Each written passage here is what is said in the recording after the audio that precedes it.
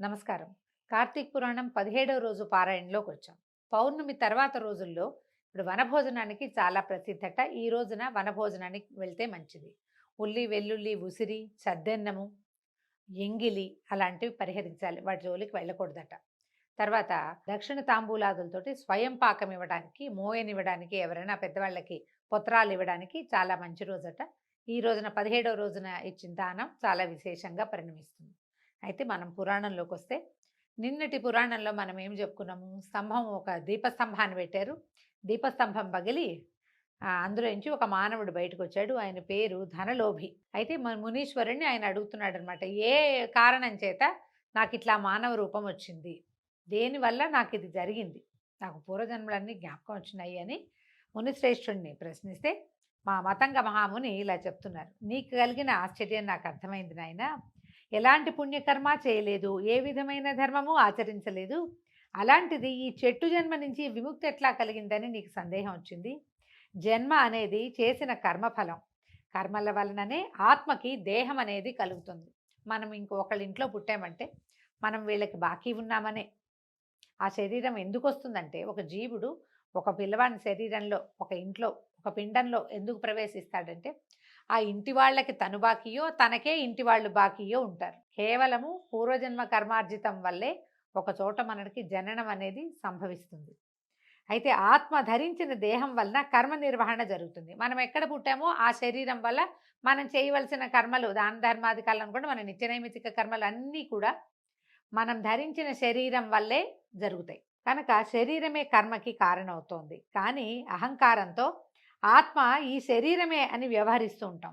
మనకి తెలియక ఇదే నేనని ఖచ్చితంగా భావిస్తాం. ఈ నేను ఇది కాదు, కొంతకాలం తర్వాత ఈ నేను అనేది మారిపోతుంది అనేది మనకి తెలుసు, కానీ జ్ఞాపకం ఉండదు. అహంకారమే దానికి ప్రధానమైన కారణం. ఈ అహంకారంతోనే ఈ నేను నాది అనబడే జీవాత్మే ఈ అహంకారం. ఈ అహంకారంతోనే సర్వస్వము అనే భావన కలుగుతుంది. ఆత్మ పరమాత్మ స్వరూపం. పుట్టుక, మరణము, వృద్ధి పొందటము, క్షీణించటము అంటే చావు పుటకలు, పెరగటము, నశించిపోవటము కూడా శరీరానికి మాత్రమే ఉంటాయి.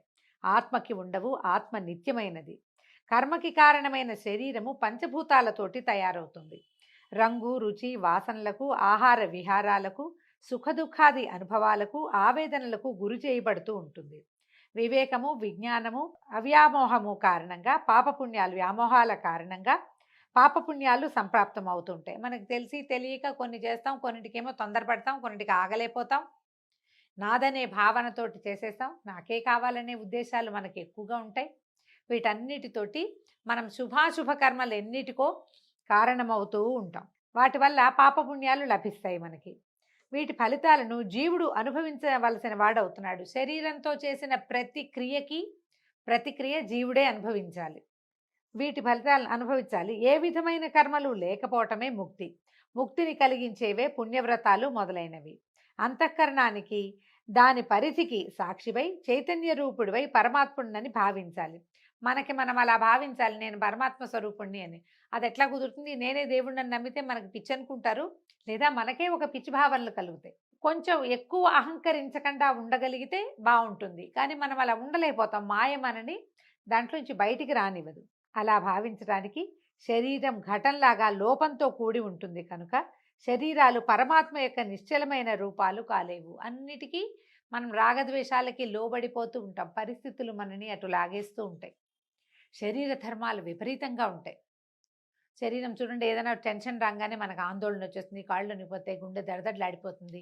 ఆ కష్టాలన్నీ మనమే అనుకుంటాం. అవి తాత్కాలికమని మనకు అనిపించదు, అర్థం కాదు, అనిపించదు. ఇంకంతే. దానికి ఏ కారణము ఉండదు.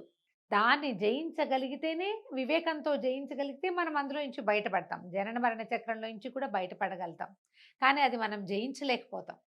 ఏ ఒకరి వల్ల కూడా ఇది కాదు. అలా జయించగలిగిన వాళ్ళే మునులో, ఋషులో, మహాత్ములో అవుతారు. ఇప్పుడు మహాత్ములు ఎక్కడున్నారు? ఏ మహాత్ములు కూడా ఈ మాయను జయించలేకపోతున్నారు. కొంతకాలానికి మహాత్ములుగా ఉన్నప్పటికీ మళ్ళా మాయా ప్రపంచం మనమే వాళ్ళ చుట్టూతా చేరి మహాత్ములు కూడా మనలోకి లాగేసుకుంటూ ఉంటాం. ఇలాగే జరుగుతుంది. శరీరాలు పరమాత్మ యొక్క నిశ్చల రూపాలు కాలేవు. శరీరము ఆత్మ కాదు. ఆత్మ పంచభూతాత్మకమైన శరీరం కాదు. ఈ శరీరంలోని ఇంద్రియాలు నువ్వు కాదు, నీవి కాదు. ఈ ఇంద్రియాలు వ్యామోహాలకి లోనవుతూ హానిని కలిగిస్తుంటాయి. మన పంచ జ్ఞానేంద్రియాలు, పంచ కర్మేంద్రియాలు వీటికన్నీ వ్యామోహాలే ఉంటాయి. చూడకూడదే చూస్తాం, తినకూడదే తింటాం, చేయకూడదే చేస్తాం, వెళ్ళకూడని చోటుకే వెళ్తాం, ముట్టుకోకూడనివే ముట్టుకుంటాం. మనకి లోపల ఒక వివేకం ఉంటుంది, చెప్తూ ఉంటుంది అది వద్దు వద్దు వద్దు అని. మనం వినం. ఈ వినకపోవటం వల్లే మనకు సమస్యలు వస్తాయి. వాటి కారణంగానే నీకు పరమాత్మ అయ్యే స్వతంత్రత లేదు. దిక్కుకు ప్రయాణం చేసే ప్రత్యేగాత్మ అని నిర్ధారణ చేసుకో.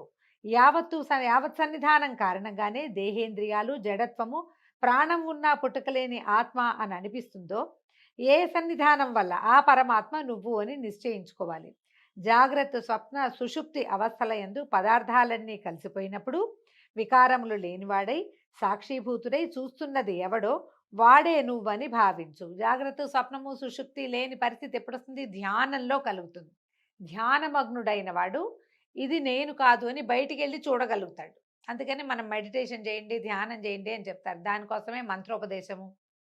నీ పనే నీకు పూజ, తదేక దృష్టితో చెయ్యి, ఏకాగ్రత కలిగి ఉండు, ఇలాంటి మాటలన్నీ దానికోసమే చెప్తారు.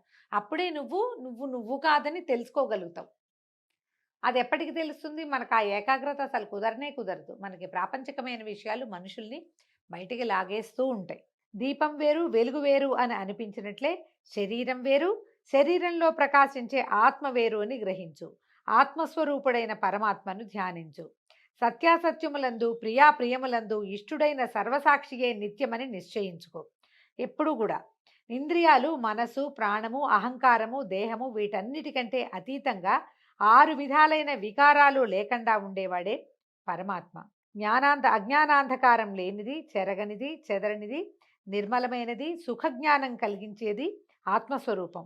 సుఖానికి, ఆనందానికి అతీతమైనది, పరిపూర్ణమైనది, శాశ్వతమైనదైన స్వరూపమే పరమాత్మ. సర్వజ్ఞత, సర్వేశ్వరత్వము, సర్వశక్తిత్వము వేదాలలో ఎవరికి ఉన్నాయని, ఎవరికి సంబంధించినవని చెప్పబడ్డాయో అటువంటి పరమాత్మను అనుసరించి చేసే ఏ వస్తుజ్ఞానం వలన పరిపూర్ణమైన జ్ఞానం కలుగుతుందని వేదాలు బోధిస్తున్నాయో అదే పరబ్రహ్మమని, కర్మఫలదాయకమని, జీవులన్నిటికీ కారకమని సమస్త వేదరాశి ఉద్ఘోషిస్తోంది. భగవంతుని స్వరూపం చెప్తున్నారండి.